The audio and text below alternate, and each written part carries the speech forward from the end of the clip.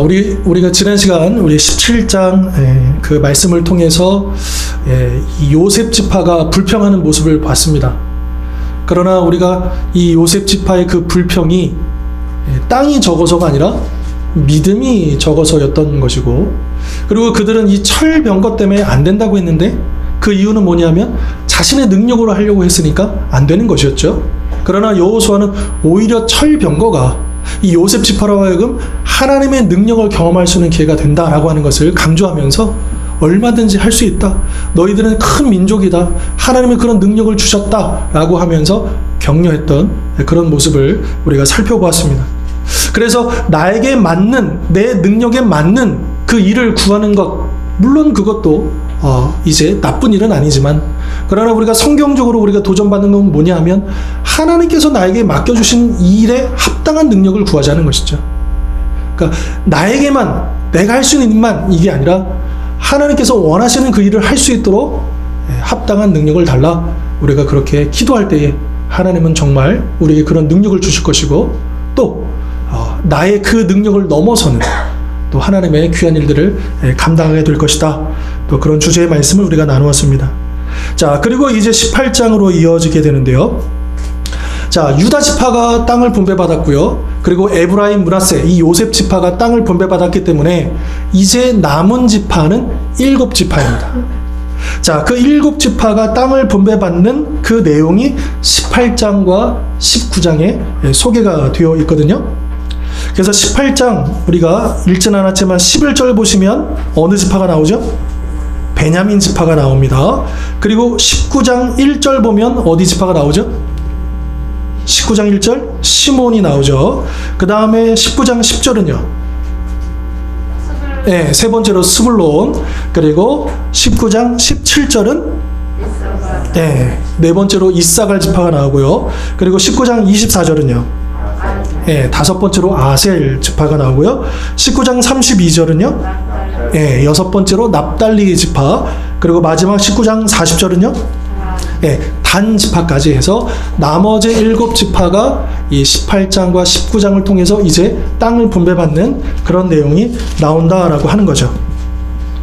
자, 순조롭게 땅이 분배받는 그런 과정이었던 것으로 보여졌는데, 그런데 18장 1절에 보면 땅을 분배받는 그 일들이 잠시 멈추어지고, 1절에 보시는 것처럼 여호수아가 이스라엘 온 회중을 어디로 모이게 합니까?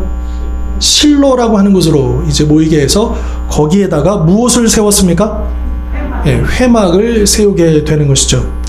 그러면 그 직전까지, 실로의 회막을 세우기 전까지 이 하나님의 언약궤와 이 회막은 어디에 있었을까요?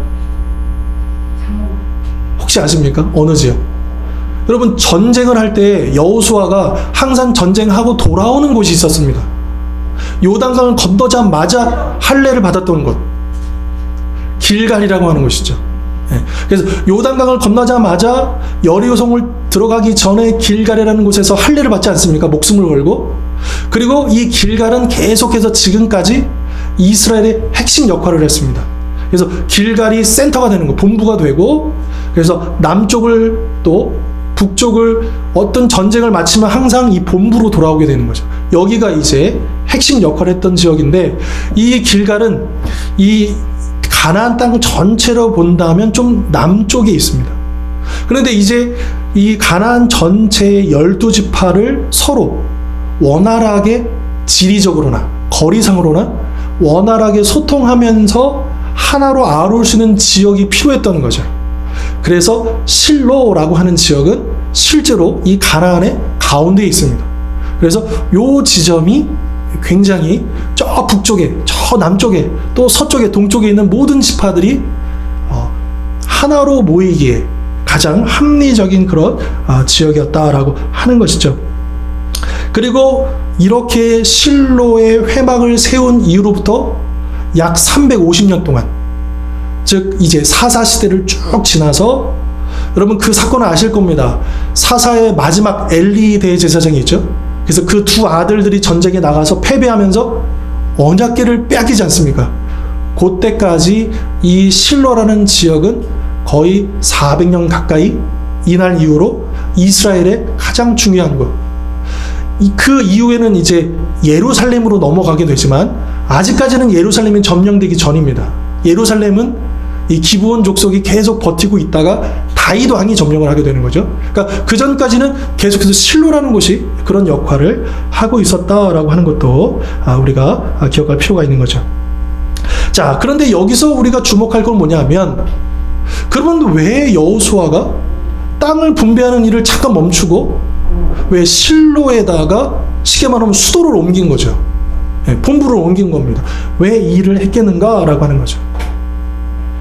그 이유는 뭐냐면 오늘 본문에도 소개되어 있지만 3절에 보시는 것처럼 여호수아가 아직 땅을 분배받지 못한 7지파에게 뭐라고 이야기합니까? 3절 보시면 여호와께서 너에게 주신 땅을 점령하러 가기를 어느 때까지? 그러니까 지금 7지파가 적극적으로 이 땅, 각자 받은 땅을 위해서 나아가고 있었다는 게 아님을 우리가 알 수 있는 것이죠. 그러니까 지지부진하게, 그러니까 특별히 열심을 내었던 적극적인 유다 지파라든지 또 요셉 지파들은 굉장히 적극적으로 앞장서 가지고 땅을 이렇게 분배받았는데, 근데 나머지 7지파는 열정을 갖지 않고 또 여기 지체하다, 그러니까 연기되다라고 한글은 번역했지만, 근데 원문의 의미는 뭐냐 하면 너희가 어느 때까지 낙심하여 있느냐, 이렇게 그 의미로 여호수아가 책망을 하고 있음을 우리가 알고 있는 것이죠. 자, 그러면 왜 7지파들은 낙심했고 또 땅을 점령하러 가는 일에 열심을 보이지 않았을까? 그 이유를 생각해 보면, 자, 땅을 분배받기 전까지는 여호수아를 필두로 해서 모든 이스라엘이 전쟁을 했습니다. 같이요. 그런데 이제 2단계로 접어들어서 각 지파가 분배를 받으면 그 땅에 들어가서 이제는 자기가 그 땅을 점령을 해야 되는 거예요. 그전에는 12지파가 연합해서 싸웠다면 이제는 자신 혼자 한 개의 그 독립적인 지파가 그 땅을 전쟁해야 된다라고 하는 거죠. 그러니까 이 땅을 분배하는 이 과정은요, 다 된 이 밥상을 차지하는 일이 아니고, 자기가 배고프긴 한데 어때요? 누가 밥상을 차지하는 게 아니고 자기가 밥을 지어서 상을 차려야 되는 그런 상황이라는 거예요. 그러니까 어떻습니까? 배는 고프지만 귀찮은 거죠. 싫은 겁니다. 부담이 되는 거예요. 그전에는 12지파가 같이 해서 같이 하니까 내가 살짝 빠져도 괜찮았어요. 그리고 내가 좀 어려우면 또 도와줄 사람이 있었어요. 그런데 이제는 온전히 그 지파 하나가 그 지역을 온전히 싸워내야 되는 거예요. 그러니까 그게 부담이 되는 거고, 그게 어려운 거고, 또 그런 이유대로 이제 이 7지파들은 소극적일 수밖에 없었다라고 하는 것이죠. 그리고 또 한 가지는, 여러분, 유다 지파가 이 남부 지역에 가장 많은 땅을, 가장 주요한 땅을 분배받았잖아요. 그리고 에브라임과 므낫세가 북쪽 지역에 가장 좋은 땅을, 가장 많은 땅을 분배받았죠. 이거를 대략적으로 본다면 이 가나안 땅의 3분의 1은 유다 지파가, 3분의 1은 이 요셉 지파가 차지했고, 그러면 나머지 3분의 1 땅을 가지고 7지파가 나눠 가져야 되는 거예요. 여러분, 그러면 기분이 나겠어요, 안 나겠어요? 안 나죠. 기분이 안 나는 거예요. 그럼 벌써 힘센 지파들이 벌써 좋은 땅 다 차지하고, 이제 나머지 가지고 우리가 머리 터지게 이거를 나누어 가져야 되는데 전혀 신나지가 않는 거죠. 그러니까 움직이지 않았다라고 하는 것입니다. 자, 이것이 대표적으로 두 가지 우리가 객관적으로 볼 수 있는, 그래서 그 실질적인 정복 전쟁에 대한 부담감, 그 어려움 때문이기도 하고, 또 하나는 그런 다른 지파가 가장 좋은 것을 선점함으로써 남은 것에 대한 불평불만의 마음이 있었을 것임을 우리가 충분히 추정해 볼 수 있는 거죠.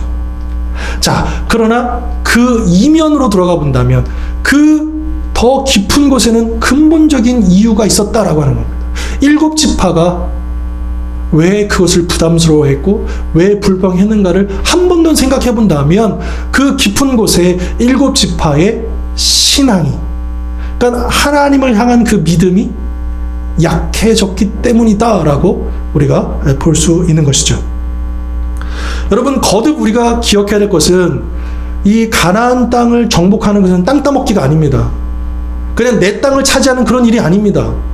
그냥 좋은 땅을 차지해서 잘 먹고 잘 살아야지, 이 정도의 의미가 있는 게 아닙니다. 가나안 땅을 정복하는 것은 하나님 나라를 세우는 일이에요. 이건 굉장히 중요한 일입니다.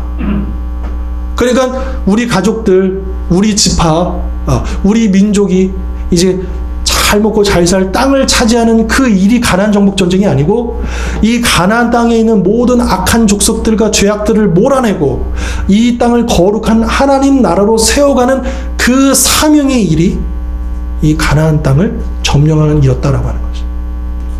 여러분, 마찬가지로 여러분, 우리가 이 땅에서 살아가는 이유도 여기와 동일하다 볼 수 있습니다. 우리가 학생들은 열심히 공부하고, 또 우리 어른은 열심히 일을 하고 가정을 돌보고, 또 우리가 이 세상에서 열심히 일하는 이유가 뭡니까? 그냥 잘 먹고 잘 살기 위해서입니까? 아니다라고 하는 거예요. 그런 일이 아니라고 하는 거예요. 우리 하나님의 백성들이 이 땅에서 살아가는 목표가 분명해야 된다는 거죠. 우리는 하나님 나라를 이 땅에 완성시키기 위해서, 확장시키기 위해서 우리가 그 일들을 하는 겁니다. 우리가 가정을 돌보는 이유도, 직장 생활을 하는 이유도, 우리가 공부를 하는 이유도, 우리가 자녀들을 양육하는 이유도, 그 모든 근본적인 이유가 뭐냐 하면 하나님 나라를 세워가기 위해서 있는 거예요. 그런데 이런 영적인 사명을 잃어버리고 그 목표를 잃어버리면 바로 이 7 지파들과 같이 어때요? 무너지게 되는 거죠. 게을러지게 되는 거죠. 동기부여가 되지 않는 거죠. 열심을 내지 않는 것이죠.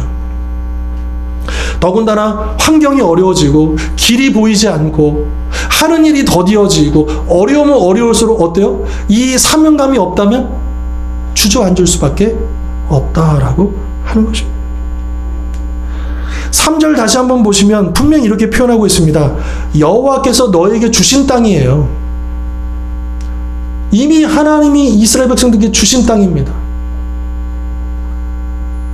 그런데 그 주신 땅이 자동적으로 내 땅이 되는 게 아니라는 거죠.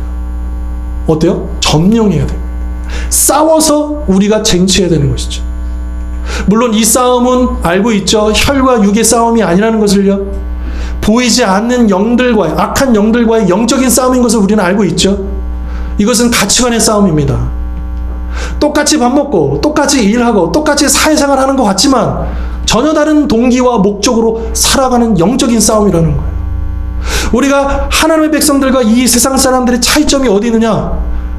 하나님 백성들은 밥 먹을 때 특별하게 먹습니까? 아니요. 똑같이 먹어요. 그런데 먹는 이유가 다르다는 거예요. 일하는 그 목적이 다르다는 거예요. 이 세상 사람들은 그저 자기의 건강과 자기의 목표와 자기의 꿈을 위해서 그렇게 열심히 노력하는지 모르겠지만, 그러나 우리 하나님의 백성들은 왜 열심히 노력하는 겁니까? 하나님 나라를 위해서, 하나님의 영광을 위해서.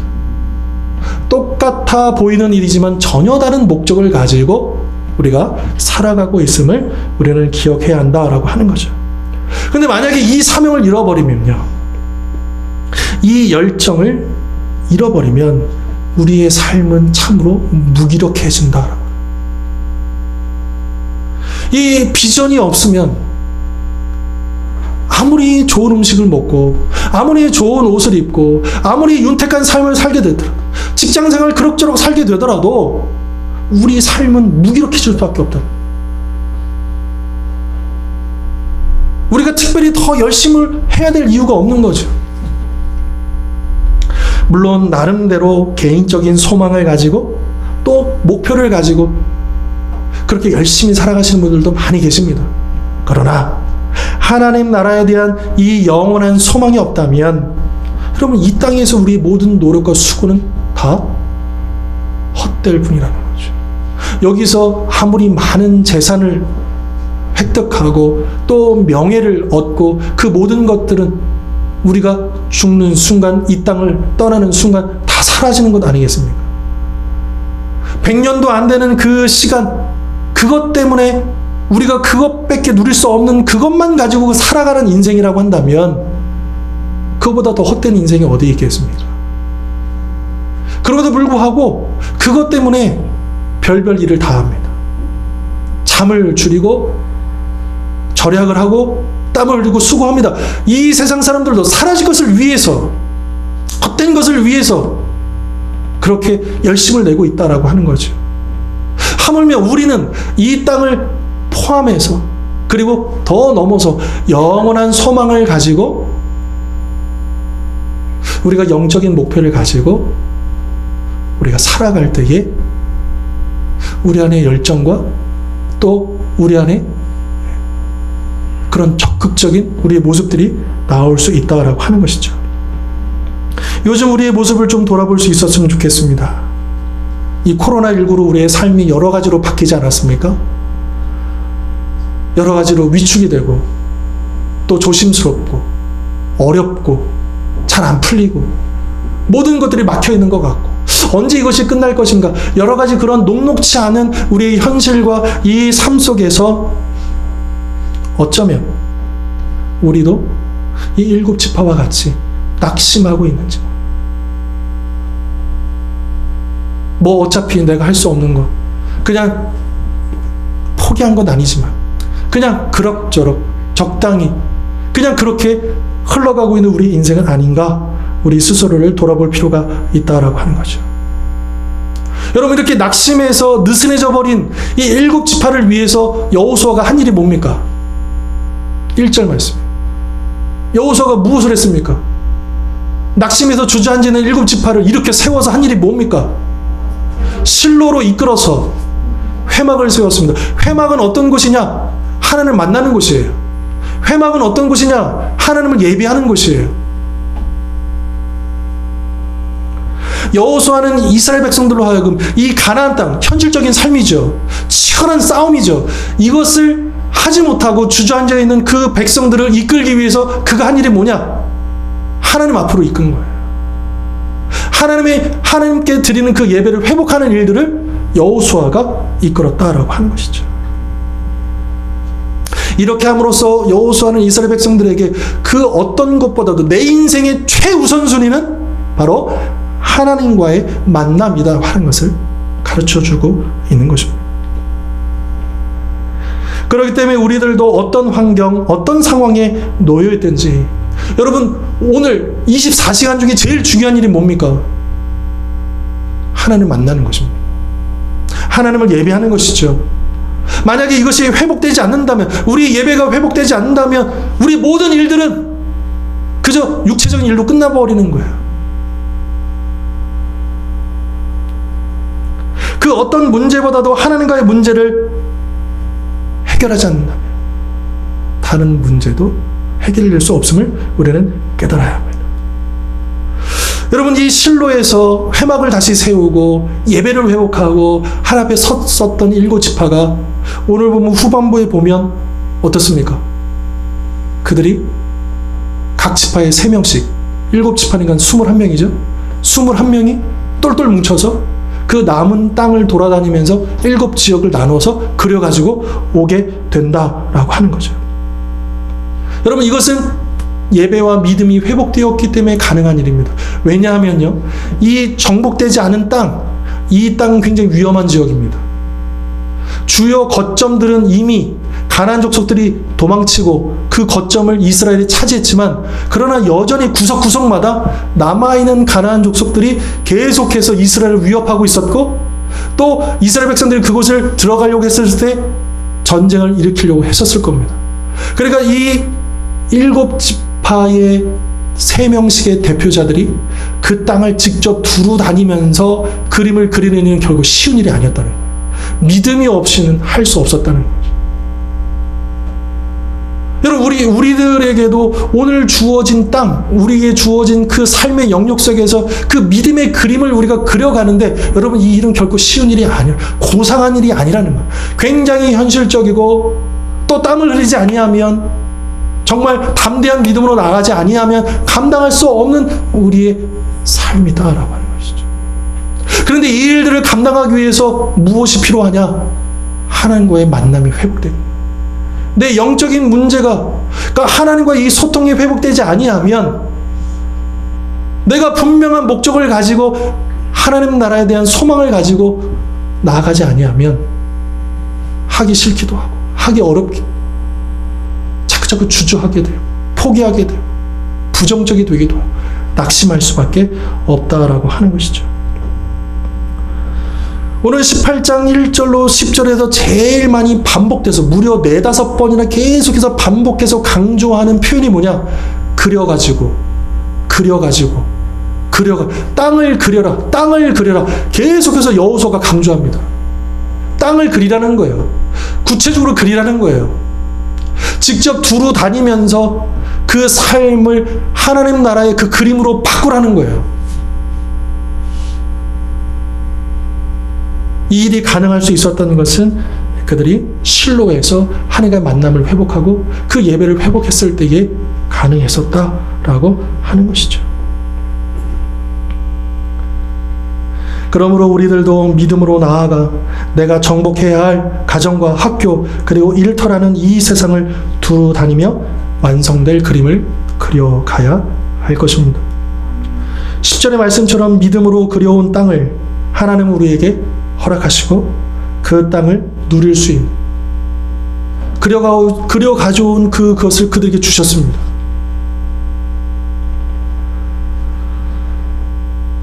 우리 성도님들의 각 가정과 또 각 그 개인의 형편과 처지는 조금씩 다를 것입니다.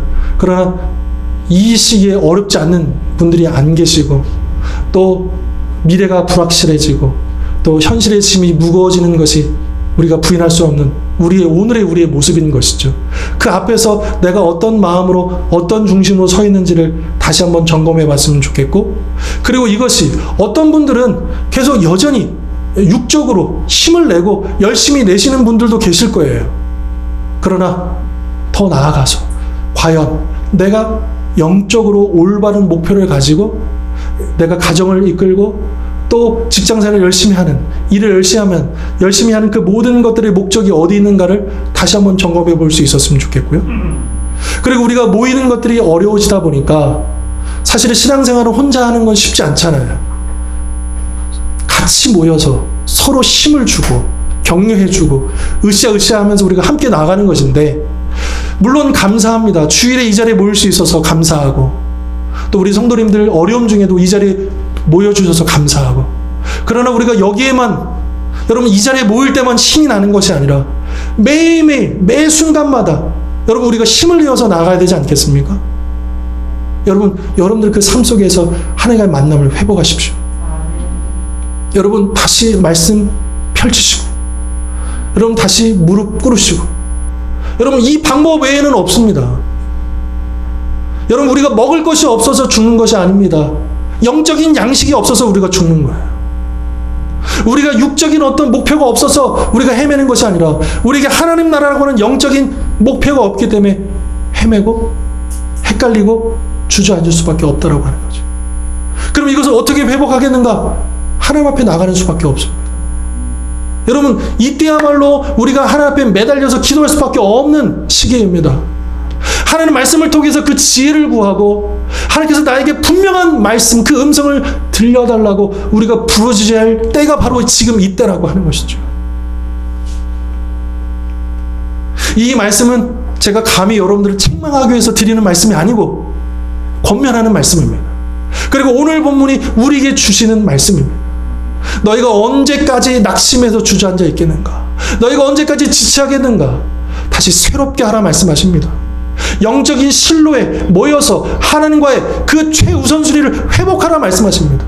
이 일보다 더 중요한 것이 없다는 것을 분명하게 깨닫고 내 우선순위를 다시 조정하라 말씀하십니다.